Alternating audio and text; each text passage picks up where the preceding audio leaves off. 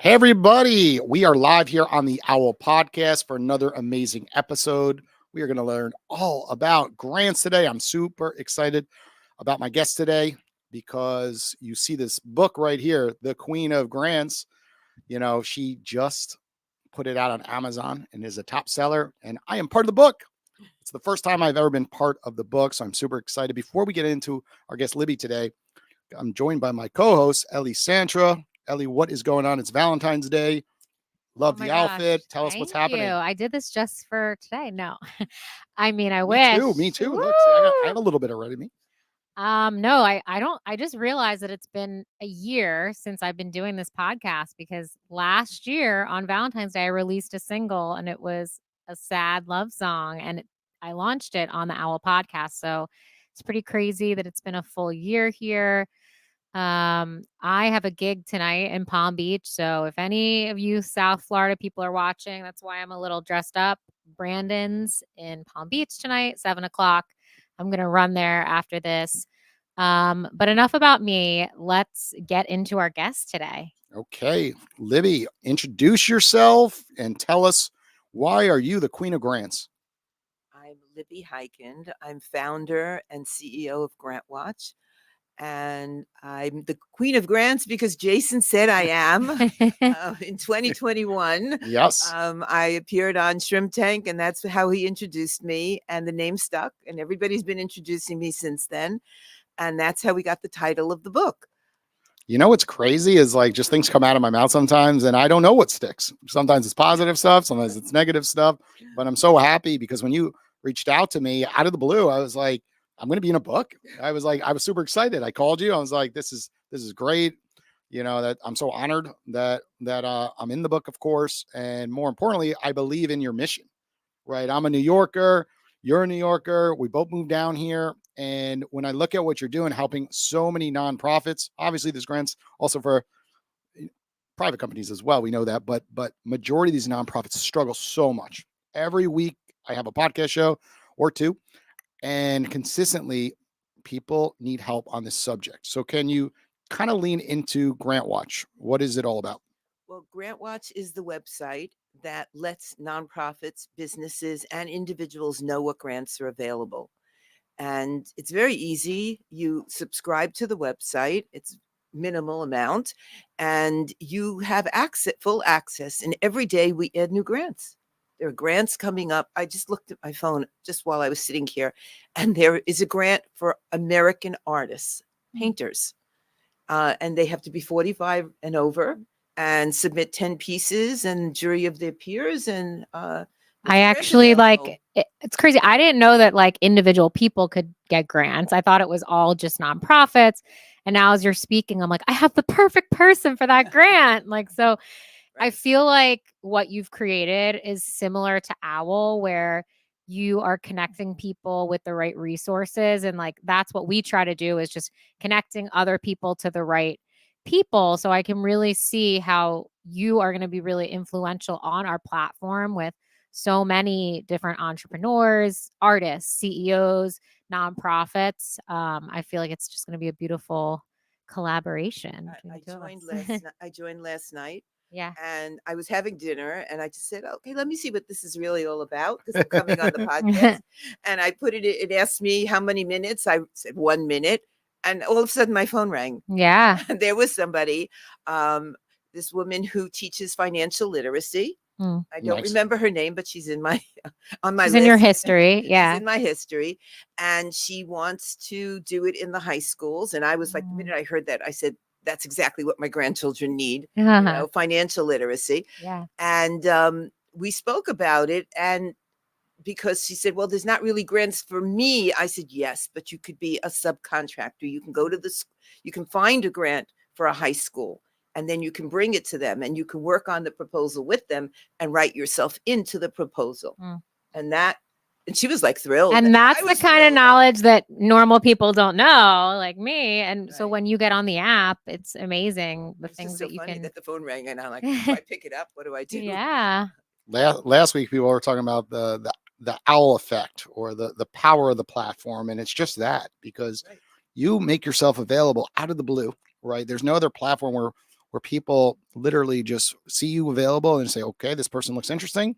I want to just chat with her. I want to get to know her because you have a full profile and you look very interesting, right? They see CEO, they see Grant Watch, and of course they're curious, right? We're humans. We're curious to find out more about these individuals and see if there's ways to collaborate or even do business with them, right? A lot of our platform leads to business, of course.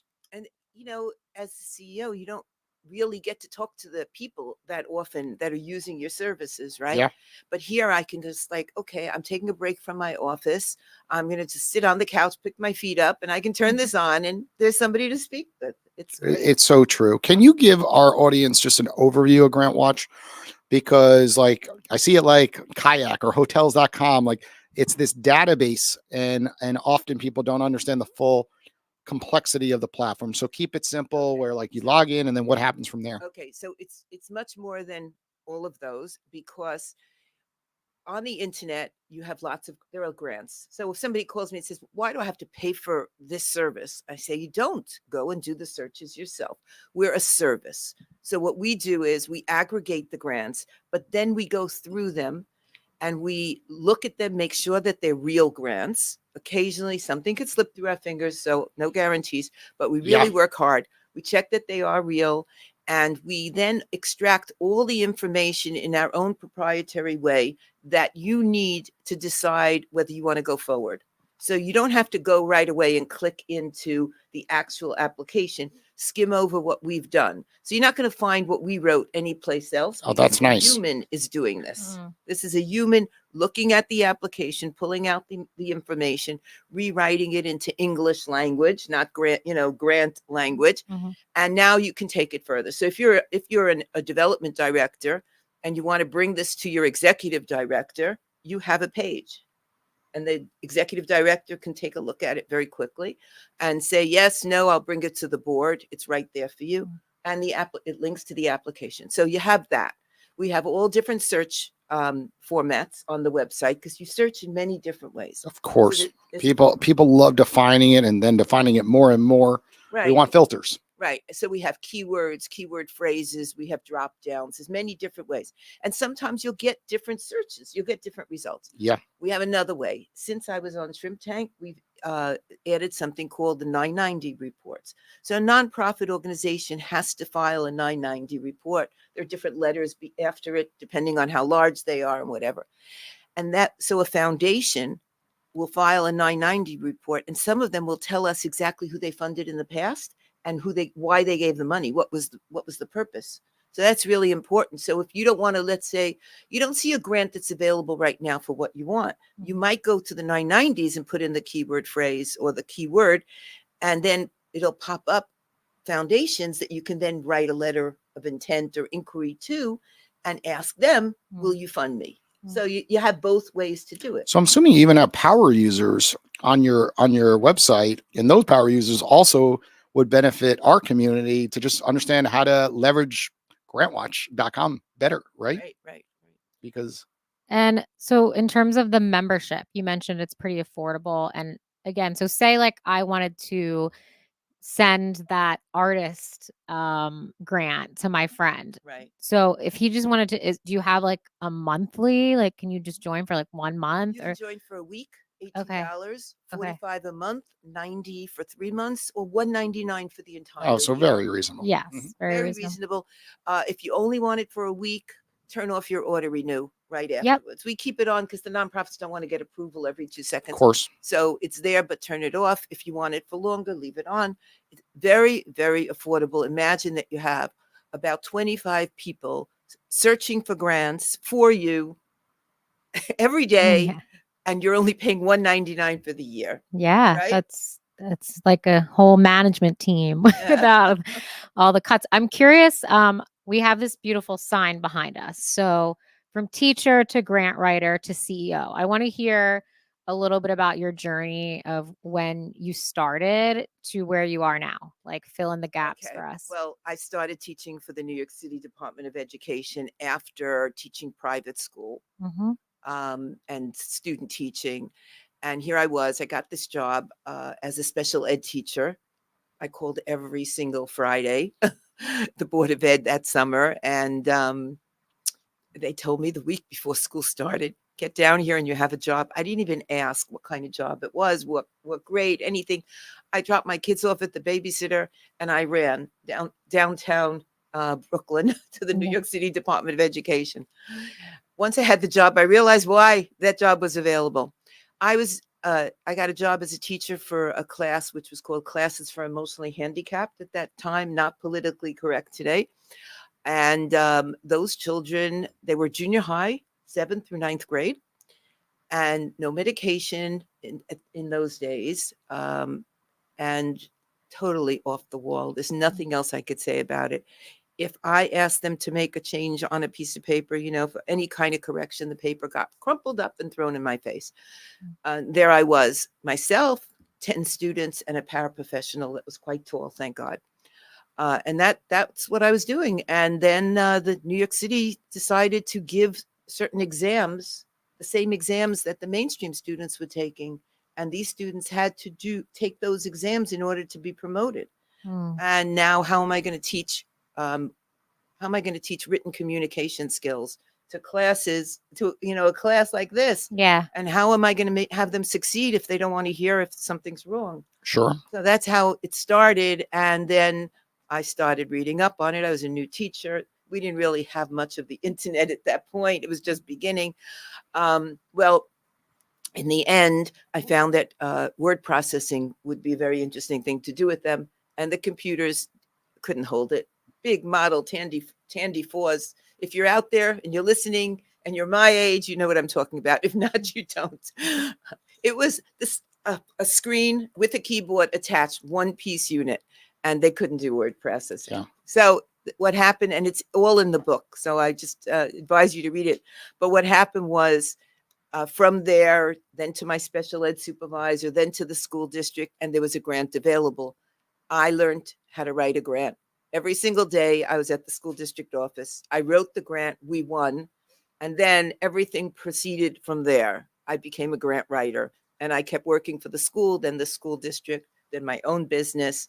And when I retired from teaching, I opened Grant Watch. So, Wow. and that's where it is. Tell us on the grant writing side, because often people come to your website and they're like, okay, I know the grant I want to apply for, but I'm not good at writing. Like, that's me, right? Yeah. I would rather just hire someone, the best expert out there. So how does that side of the business work? Well, I don't want you to hire somebody yet. I want you Okay. to try your first grant on your own. Okay. Okay. Because that's what these hearts are all about. It's that passion that you have for your business. So somebody just walking in here, like I walked in here, I don't have the same passion for OWL, even though I like it. I really do. And you did a great job with the website. Thank you. And the app and everything. But it's not my passion. My passion is Grant Watch, right? Of course. So you need your passion to jump off the page. And if you write your first grant yourself, you may be writing the rest of them yourself. Or you may say, it's not for me.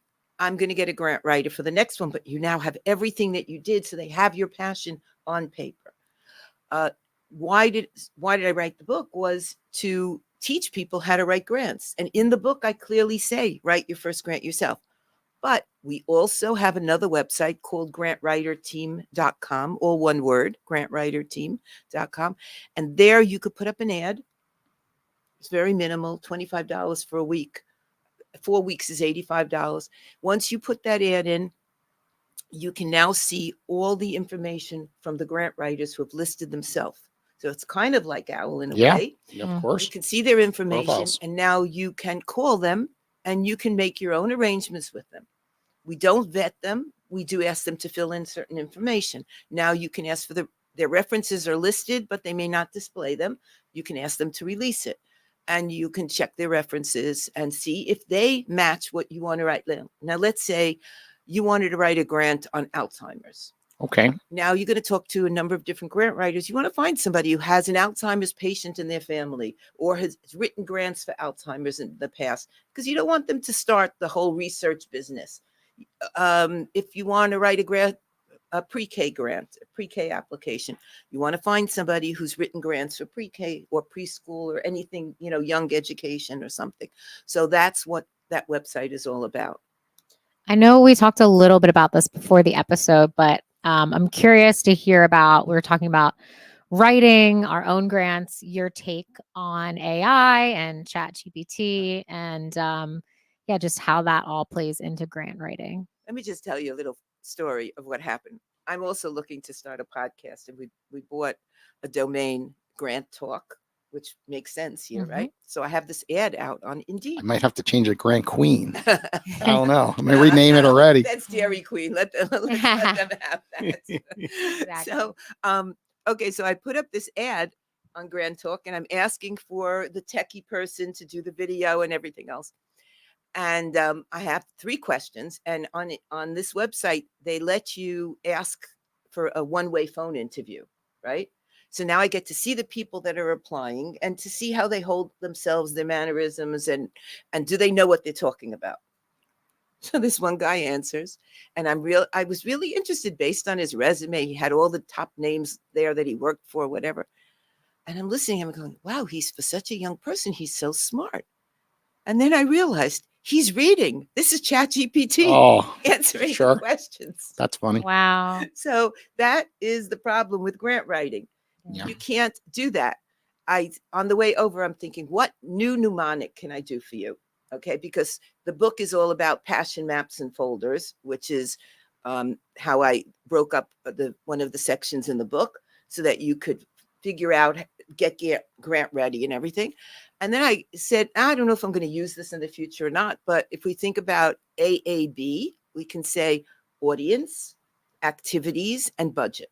So before you go to AI, you need to know that. Who's your audience? Who is your grant going to serve? What activities do you want to do through this money? What do you want to accomplish? What do you want to do? And then write your budget, because now you can go to ChatGPT and you can start to use it as a language model, but don't use it to write your program. If you're writing a grant for yourself as a musician, you know what you want to do, right? But what if you're a nonprofit? There's a board of directors. There's an executive director. If it's a school, there are teachers. You have to get everybody on board for whatever that program is, for whatever those activities are. And you have to figure out the budget before you go and start writing. Now, if you're going to go to ChatGPT, you don't want them to write you a program nobody's on board for, right? So that's where I say ChatGPT is great, and you can get it, like you could write, this is my accounting procedures. You could tell it to ChatGPT. You double sign, all checks. Everything's audited once a year, whatever. You give it all the details, and you could say, ChatGPT, this is the question. Can you answer it with all this information? Yes, you can use that.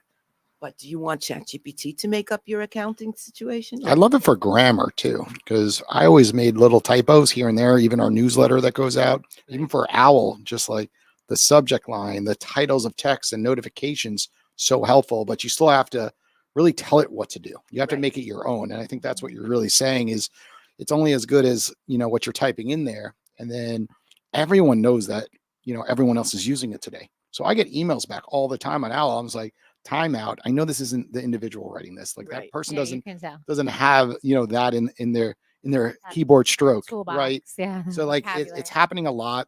And I just think that you're 100% correct. It's like you utilize it the right way. Otherwise, like the people on the other end are going to sniff it out, and it needs to come right out of the page. Like if we at OWL want to, try to get a grant, like they're going to know if it's just coming right from ChatGPT, of course. Right. And I think it's so important what you're talking about. But what if everybody sends in the same thing? It says in conclusion or in summary. And it says there's a furthermore, and there's a tapestry of, right? Right away. Now, if you want your application to stand out, then you're not going to use ChatGPT. Or you're just going to use it for small parts. Yes.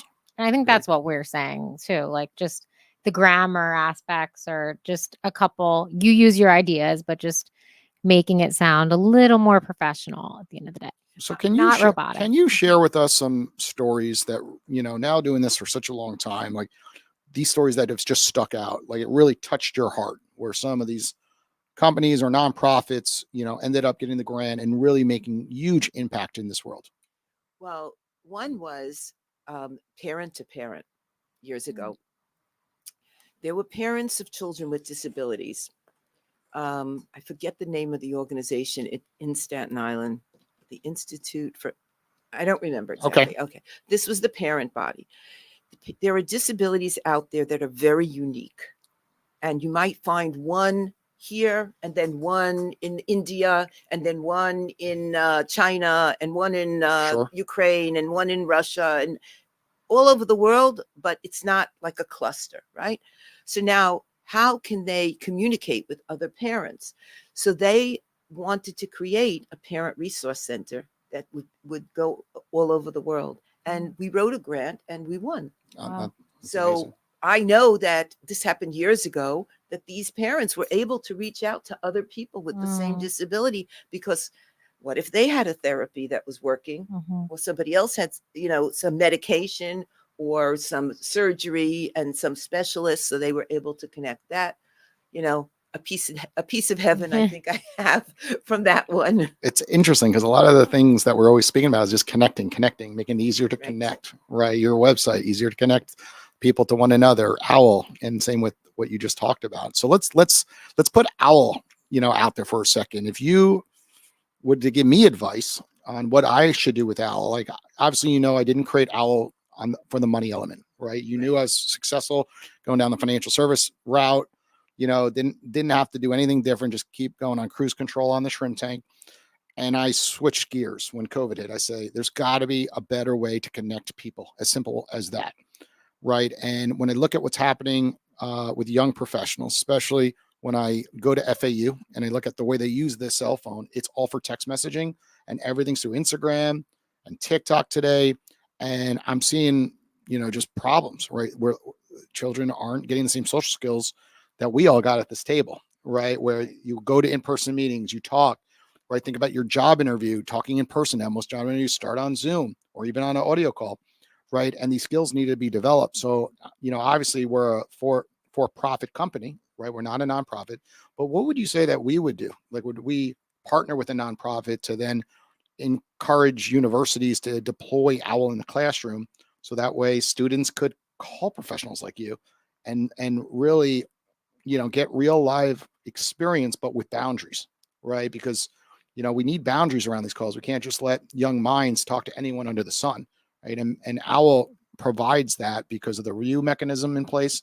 No different than like when Uber started, everyone's like, I'm never getting in a car with a stranger. Right. And then one day you're like, wow, I don't want to get in a car unless it's an Uber. If I'm going to take a AKA taxi, right? Because you feel more comfortable. And that's what we're seeing with OWL. So what would you do in what type of advice would you provide to OWL if we say that one day, like we do want to get it in the classroom setting, and especially maybe even as early in like high school settings, and then eventually, of course, college? I think that OWL should possibly have another arm that becomes Yeah. a nonprofit, because Yeah. while you're thinking about it, start now. It takes about 6 to 8 months to get approval, and that way you don't need to go. Yeah. And if you do go to a university, you're a nonprofit, so you'll do better. But you may just be able to apply on your own. What I'm thinking when you talk like this about kids, I'm thinking of a grandson, and I'm saying to myself, well, one of my grandchildren had a unique idea, a business idea. And I said, I don't know if you can do that or not, because it's like a jump off of a main product. Mhm. Yeah. Okay. And so he said, well, like, how do I know? So I called my trademark attorney, right? Mm-hmm. But he could have called somebody on OWL and had Of a course. discussion, because maybe he's not even going to believe me. Yeah. Because Yeah, he has yeah. a great idea. He's really vested in it. And then he needs to talk about packaging his product. So he needs to talk to somebody else about that.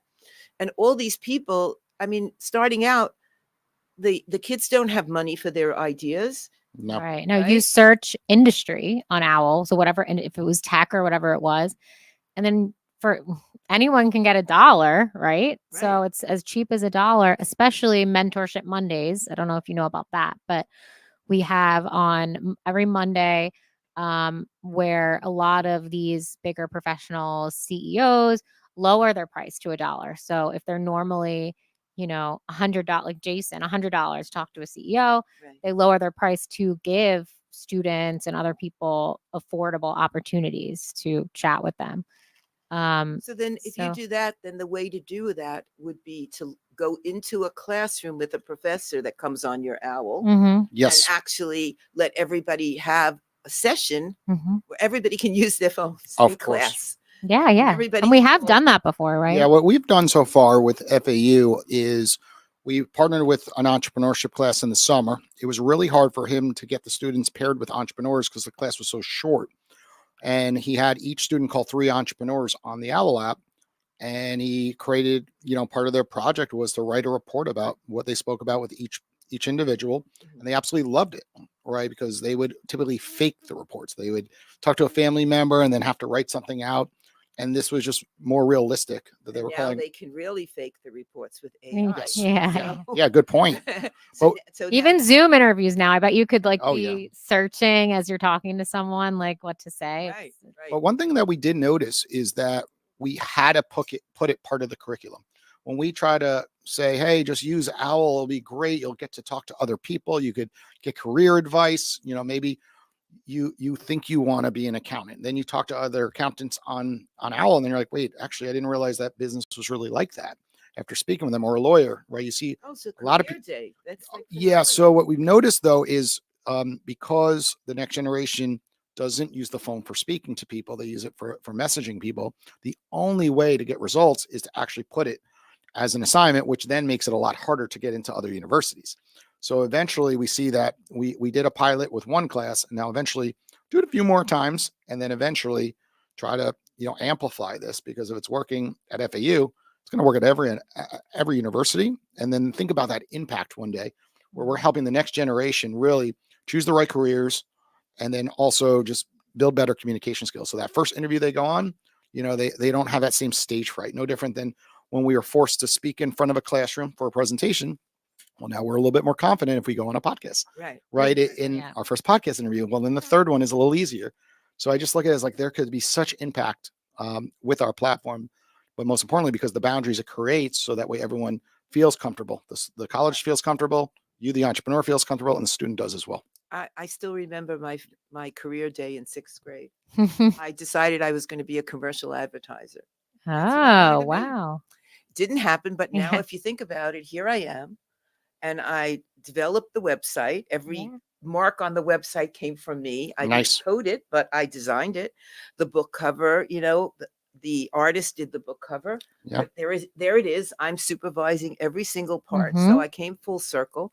And how did that happen? I guess I must have met somebody at some point. Sure. And heard what they Well, even like internships, that was really big at Oh, my yeah. school. And like everyone, I went to school in DC, and like everyone was interning, especially like in politics, that they were into that.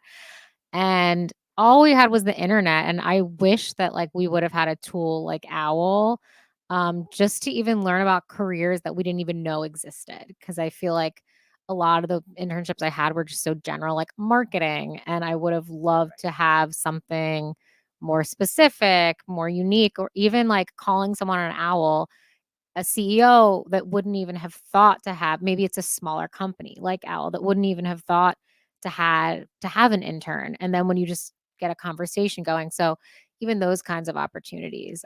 I don't know if I would let the kids connect on their phones. I think I'd want to have a set of phones. Oh, interesting. Everybody at the actual class. Yeah. Right. You bring the phones, Mm. and then you have a short video where everybody's your mentor Monday. Everybody Of course. introduces themselves, and then everybody can pick while they're sitting there and talk to a few different people. Yeah. Mhm. So they're not really into your OWL, right? They're not in the database, but we have these phones with different accounts and Right. student It could just account, say student. and there's disclosure. So real Yeah. simply is like that's a a good genius idea. idea, Yeah. because then everyone's getting incoming call. There's disclaimers, and they know there's a student on the other line, and they know there's a professor there. So the experts, are aware. There's they You can have can't. the calls recorded. Yeah. There's nothing Yeah. nothing happening. Explain to the professor, all the mentors. Sure. Do not give out a phone number or whatever. Yeah. Only something a former teacher would think of. Yeah, no, it's great. Yeah. It's a great idea. Yeah. Well, I think it's time we Yeah, call it's some OWL experts. So we have Pam right here, and I spoke to her last night. She's new on OWL, and she helps people scale their brands through coaching, marketing, and ready for this, funding. And Ah. nonprofits came up. So I said, hey, are you going to be around tomorrow at around 5ish? And she said yes. So what we're gonna do is we're gonna call her and plug her right into the podcast. So give it a minute while she's having the phone ring. Hopefully she's watching live actually, so she could Hi, jump you right are? right into this conversation right where we're at right now. Okay, we'll give another minute. But I guess in the meantime, while we're waiting, Mhm. I'm curious, I guess, what is one of the biggest challenges that you faced going from teacher to entrepreneur, like business owner? Well, you miss standing in front of a classroom. Yeah. That's really something. I miss reading to children. Yeah. That's something. But I took a break in between. Mm-hmm. After I retired, I started doing oil painting and stained glass. Okay. And my kids say, yeah, that lasted about a minute, a little bit longer. We have beautiful things that I accomplished Mhm. during that time. And then, the technology was just starting to be there at that point. We're talking about, I retired in 2009. Mm. We took our first dollar in Yep. 2010. So that's, a long time ago. Yeah. And we started out with NYC Grants Watch. Mm. That's what we were called. And Mm. we grew to New York State. We started adding states and growing. The challenge was that I did not know how to code. I knew a little basic programming. That was a programming language. I knew Logo. Mm. But we started coding in PHP right away. Nice. So, It looks like we have someone on the line. okay. Pam, we just want to make sure our audio is right. Can you hear us right now? Oh, she's not coming through. Just give us one moment. Mm. I'm gonna plug her. So Okay. usually the app works fine, but when we're hooking it up to the podcast, sometimes it has little bugs because we Well, I want to just- get it just through our wanna- system. Go through the book quickly with you. Yeah, There is yeah. in the beginning of the book a table of contents. Oh, okay. So it will tell you here how it all began for me. It'll Okay. go through everything from my life, Mhm. from writing grants to running for city council, Oh, working wow. for Project Liberty, and all the way to the website. And then your questions answered. Oh, Every perfect. question that you might be wanting to ask me is probably answered here Okay. because we took the questions that keep coming across. And then I divided the book up again, and I tell you how to get grant ready. Okay. And we go That's through super helpful. right, eligibility, following directions, passion maps and folders, and what you should have in your folders. And then we take it into sustainability, dissemination, replicability. And from there, I model successful grants. So Super helpful. and then the future of AI. So that's Ooh. how I broke it up. I'm hoping people find it very helpful. Oh, it will be very helpful. Absolutely. Yeah, First timers like myself. Yeah. And Of then course. to see your name in the book. Of course. Pam, can you hear us now? Yes, I can hear you loud and Perfect. clear. Can you hear me okay? Yes. Good old Bluetooth failed. So we had to go to traditional style with a hard wire. So welcome to the OWL Podcast. Do you have a question for Libby? Hi, Pam. Yes, I do. First of all, hi, Liddy. Thank you so much. We've been getting tons of value. I wanted to ask, what strategies do you use to tailor grant proposals to fit specific requirements of some and priorities of funders? Well, the first thing is you have to match what the funder is looking for and what you want to do. You have to figure out how to spin it. Years ago, I always like to use this example. Got it. We had these giant photocopy machines, and you had to lease them for a year, and it was such a large expense for a school. But you couldn't apply for a grant to lease Yeah. a photocopy machine. Mm. But you could apply for a grant to send home parent newsletters Yeah. and print them out. So if you needed this photocopy machine for office work, but you wanted to send its parent newsletter, so that's how, if the grant was for parenting, you could then write your whole proposal that way, that you'd include the parents this way. This is part of your parenting program, and then you could get your your equipment. Pam, can you hear us? Did we lose Pam? Is your Wi-Fi? No, it's on. I actually recognize Pam's voice because I called her yesterday on Owl, and Thank you so much. Oh, she helped. she's there. She But helped me. there's thing with Owl, like people are on the go. Yeah, Yeah. Pam, it's Ellie. We talked yesterday. You helped me with some marketing questions that I had actually. I don't know. Hi, Ellie. How are you? Good, good. How are you?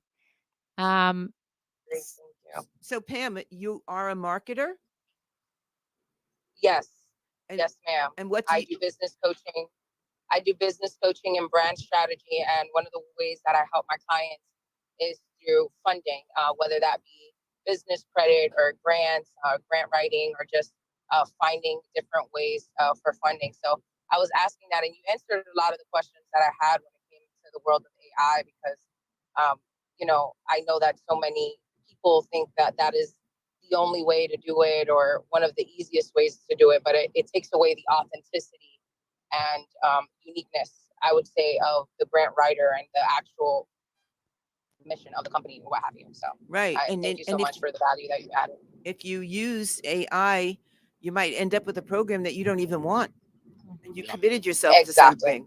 And some people, also the same person that is kind of lazy enough to let AI write their proposal might not read their proposal and submit it. Oh yeah, Mhm. I'm getting that a lot. I'm getting emails back with the blocks, like it came right from Chat GBT because they don't realize how to copy and paste it the proper way. Oh, jeepers. Yeah. And I'm like, oh geez, I'm Even like, just Goodness. the point that you made earlier about like plagiarism too with Yeah. Chat GPT and how like I was talking about having it write a song and it just takes all the information from the internet. So it's like you have to be careful. Right, you could have a line in your song that really Yeah. copyright. Or if someone's applying for the same grant as you and you guys both use Chat GPT, it could be very, very similar. So You might not get the same application from ChatGPT, the same completed Yeah. application, but the reader is going to look at the one that wasn't written with ChatGPT. mm-hmm.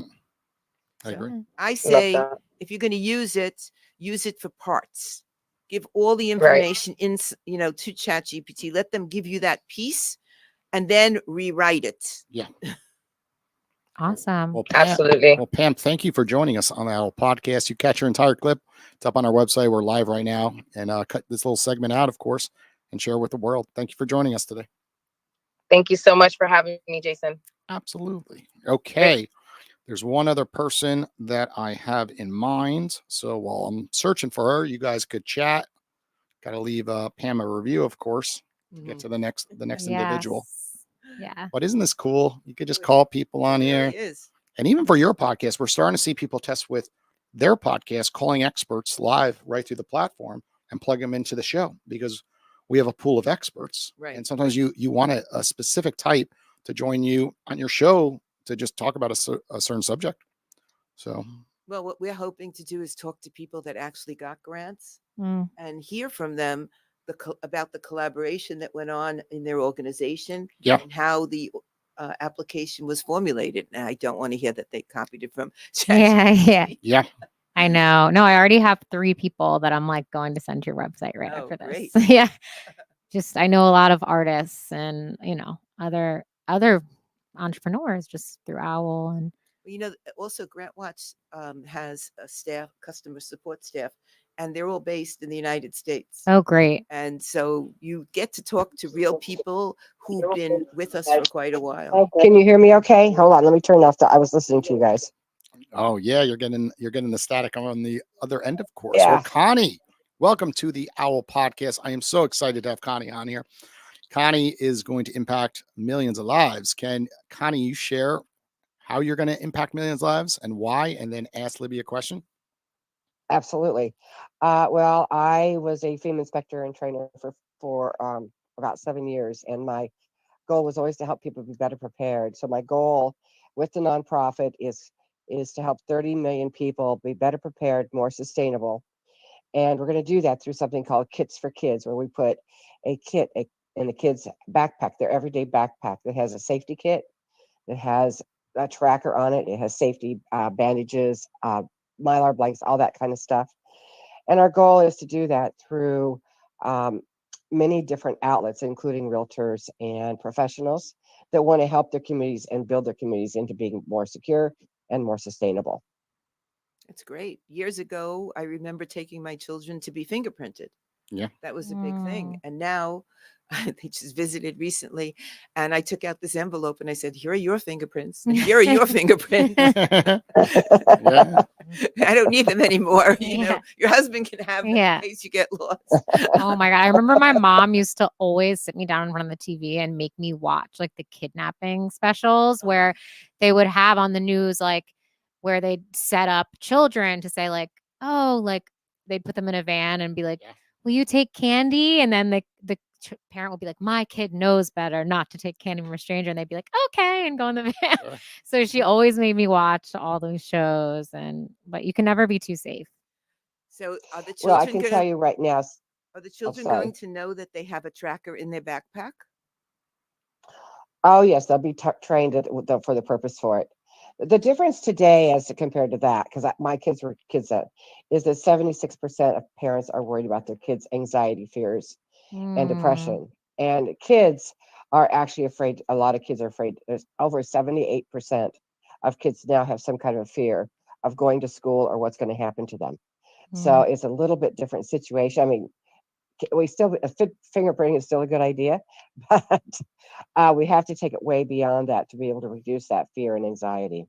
Mhm. And that's really what the Go Kit is all about, is to help provide just a little bit of protection and to be able to give us a little bit of feelings of the kids are a little bit safer when they go off to school.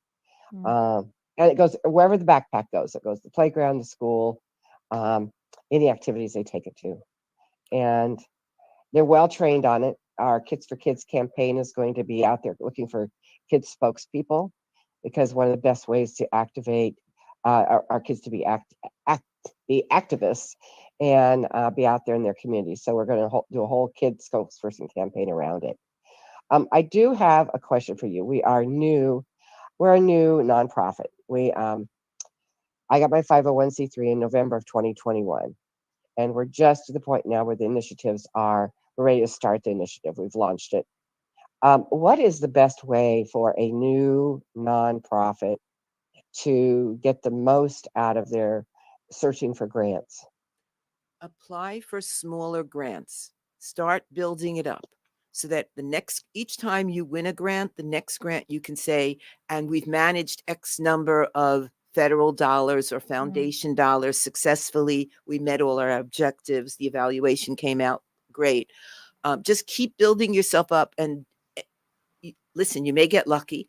You might look for a grant and see something that fits, what you do, and it's a lot of money, but don't pass up the $500 ones, the $1,000, the $10,000. Go for them and just keep building it. And everything you write can be recycled and used again, because it's your passion that's going to be in there. And just keep going. Go from strength to strength. Thank you. That's a good advice, because I was looking at some of these people that are getting $1 million. I'm like, well, there's no way nobody's going to give us $1 million at this point. However, I do have an amazing board of which Jason is part of. And I think, how much do they look at the people that are already participating with the grants or with the nonprofit?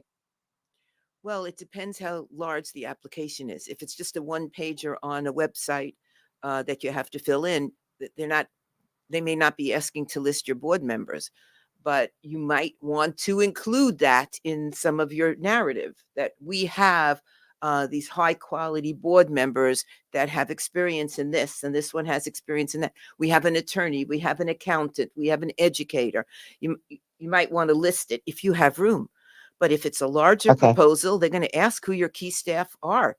And you want to have all those, you want to have the board members' CVs. You want to have your principals principal people in the program. You want their CVs. You want the job descriptions, everything like that. So just get it ready. In my book, I list everything that should be in your different folders, so you can start getting yourself organized. That's why I call it the mnemonic passion maps and folders. That's awesome. I just ordered it. So thank you. Thank you. I wish somebody would order the hardcover already. I was going to. It's actually funny, but I wanted to get it for today's episode. I know, that's what and it was like 3 weeks. So then I was like, the other one was coming the next day. I know. So I was like, I don't want the paperback. I wanted that one. but I wanted you to autograph it, so I Right. had no I choice. know. I want to buy some now for my Okay. friends. So It's only, I think the difference is $4. No, it was no difference practically. It was just Yeah. more, we're all entitled, right? If something comes one day versus 2-3 weeks, we all jump to one day. I have to tell you, the reception has been phenomenal. Mm. We released the book February 1st, and before I left, I checked, we sold 91 copies. wow. And I didn't buy any of them. So Congratulations. I That's just- wonderful. Yeah, I only bought the author copies, which don't count in the numbers. So Mm. that's Great. yeah. I'm hoping I get back there and there's 100. It's Yeah. it's just nice to know that I'm reaching so many people, and I don't even know who they are. I You hope hear that, guys? Yeah. Owl community.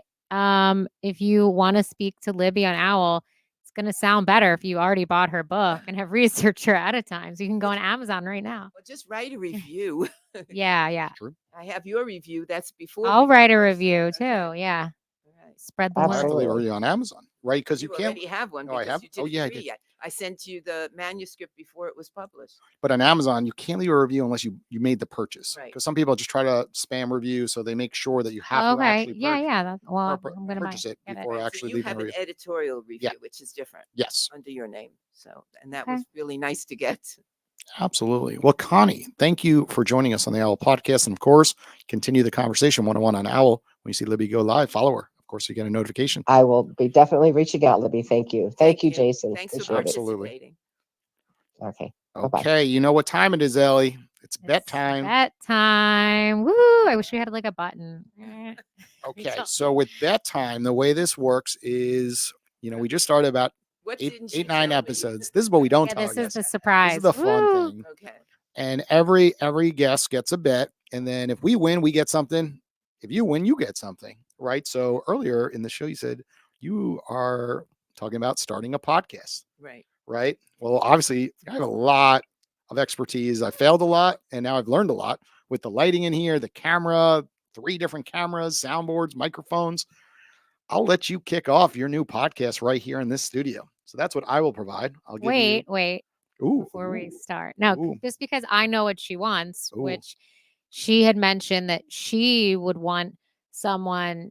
I'm assuming you're doing this at your house, the podcast, Yes. that she would want someone to help her set up her podcast at her Ooh. house. So she was like, do you know anyone that I could pay to like help run Oh, my yeah. podcast and do all the technical stuff? I said, I'm sure Jason knows someone, but I know a lot of people maybe in this. we could offer her like a free session to set up her. I think that would be, I mean, you can choose what would be of more value to you, but it sounds like What, this is a bit? I don't understand. Oh, so. yeah. So, So well, what happens? so we'll what- so explain. I that's- got too got excited. too I just excited. jumped right into it. so Okay. that's what we would offer you. But essentially, we make a bet. So, how many calls do you think? I think we keep her to in the next 7 days. 10 calls, 10 taken. Outbound or taken? Okay, taken. I think taken. I think taken in her case because so many people. so listen many to her. people on our platform need help on this subject. It's Yeah. always in the chat forum, and people are always asking me, "Do you know someone that could do this?" Yeah, And I've even been telling her for so long last year. I'm like, "We need to get you on Owl yeah. because everyone wants to pick your brain." Okay. So I think it's calls Okay, received, but her phone's so- going to ring immediately, and it's easy phone calls. She said it earlier. Basically, if in the next 7 days you take 10 calls on our platform, which we can easily track, then you will get your choice if you want to launch your first episode here, or if you want us to give you someone for a session to set you up at your house, give you tips. That's an option too. And an equipment list. Yeah, Well, yeah. I can't waive their fee. I could just introduce her some Okay, people, yeah, of sure. course, because these are professionals that want to get paid Yes. to come out Okay. to So the home. he'll introduce you to the right person for that. So those are your options of I don't know what Okay, we'll think that about you could which think one I about. want. But the question is, what happens if I don't have 10? Well, Is it a I bet would two I would ways? like her. We just started a new initiative at Owl that every 2 weeks we do a tutorial meeting. And also we're going to start something out where it's just about networking. One big massive meeting that we send to the entire community. Would you like to join? And we want a featured expert to really talk during the meeting. So I think we want you there. Yes. Ah. I Yeah. think what we want to do is we want to launch that initiative with you because we know so many people need support and you're our featured individual. And we're going to talk about how to utilize Owl and turn relationships into bigger opportunities for your business. And then we'll have you come on as the featured expert and you'll share, because we'll of course drive more people that need help on these subjects that you're the queen of grants. So if I have 10 calls, then I get. Then you get the and podcast, if whatever. not, But I if have you to- don't, you have to join us it's going to be a 1-hour session. And obviously it's going to actually benefit you. Because Yeah. then you people are going to want to buy, buy your book and stuff. So So But it's kind of a win-win. Yeah. If you lose, you win. If you Yeah. win, you lose. It's Okay. kind of But- Or I might do it anyway. you might want to do that one anyway. I mean, but you saw though, like the biggest thing if you want to get these calls is just making yourself available Yes. on the app. Because you said in the first minute, 1 minute. someone That's all I called said I you. was gonna do was So I don't think you have to worry about getting those 10 calls. It's just a matter of taking the time to actually go live on the app. And the first 10 calls, so everyone knows, whoever you are, when you sign up to be an expert, they are always set at $1. And we do that, one, because we want people to use the platform and understand it. And two, because you see how, if your price is at $1 versus $20, you're going to make more connections that way. So we like to show people that in the first, 10 calls. So that's pretty much it. That's the bet. You guys heard it here. Okay. do we have a deal? We always have a deal. Oh, there it is. We Ooh. shook on it. So call her. She's $1. Get this opportunity to chat about anything Let we me get spoke about home during first. the show. Well, that's everything for our audience listening. If they want to learn more, it's grantwatch.com. Is there other sites that they should go to on social media, for example? Or that's the main spot. Well, we have Grant Watch, and on the top of Grant Watch are all our social media Nice. buttons.